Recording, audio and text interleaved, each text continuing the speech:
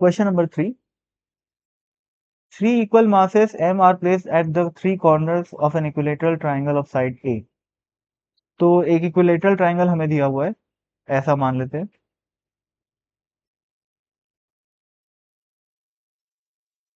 और तीनों कॉर्नर पे एक पार्टिकल रखा हुआ है M मास का।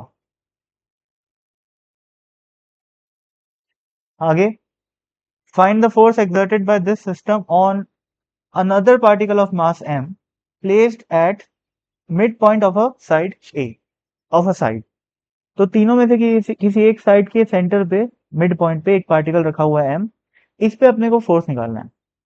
तो ऐसा समझो कि सपोज करो यहां एक ऐसा फोर्स लग रहा है, कौन लगाएगा? ये, ठीक। ये पार्टिकल क्या करेगा? यहाँ पे फोर्स लगाएगा। तो ये दोनों फोर्स तो कैंसिल आउट हो जाएंगे। क्यों? क्योंकि सिमेट्रिक सिचुएशन है, तो दोनों फोर्स की वैल्यू बराबर रहेगी। तो इसका चक्कर तो खत्म। बचा कौन? ये पार्टिकल। ये ऐसे फोर्स लगाएगा, और इस फोर्स की वैल्यू क्या होगी? इस फोर्स की वैल्यू होगी F is equal to G M1 M2। अब M1 M2 के बराबर तो M स्क्वायर हो जाएगी, तो G M square divided by distance का स्क्वायर। अब डिस्टेंस कितना है, इस चीज को समझो भाई। इस ट्राइंगल को देखो ध्यान से, ये ट्राइंगल, इस ट्राइंगल में ये साइड ए है, ये पूरा एंगल 30 हुआ, तो ये ट्राइंगल कितना हुआ? 30 डिग्री, ठीक है ना? सॉरी, क्या बोला मैं, पता नहीं क्या बोला मैं। ये इक्विलेटरल एंगल है, तो ये पूरा एंगल कितना हुआ? 60, ठीक है ना? तो ये कितना हो गया? 30। अब ये हाइपोटेन्यूस ए है, तो ये वाली जो डिस्टेंस है वो क्या हो जाएगी? ए कॉस 30। तो यहाँ पर आ जाएगा ए कॉस 30, यानी कि a√3/2 का होल स्क्वायर।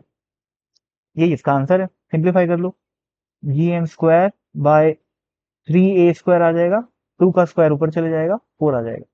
तो फर्स्ट पार्ट का आंसर तो ये आ गया। अब सेकेंड पार्ट में क्या लिखा है देखो, at the centre of the triangle, यानी कि कोई पार्टिकल है इस बार, वो सेंटर पे रखा हुआ है। तो अपन सबसे पहले तो इसको मिटा देते हैं भाई, ये वाला पार्टिकल सीन से गायब हो गया, है ना? अब एक जो पार्टिकल है वो सेंटर पे रखा हुआ है, यहां पे रखा हुआ है। तो सेंटर पे क्या होएगा भाई? तीनों फोर्स लगाएंगे, एक ऐसे लगेगा, एक ऐसे लगेगा, और एक ऐसे लगेगा।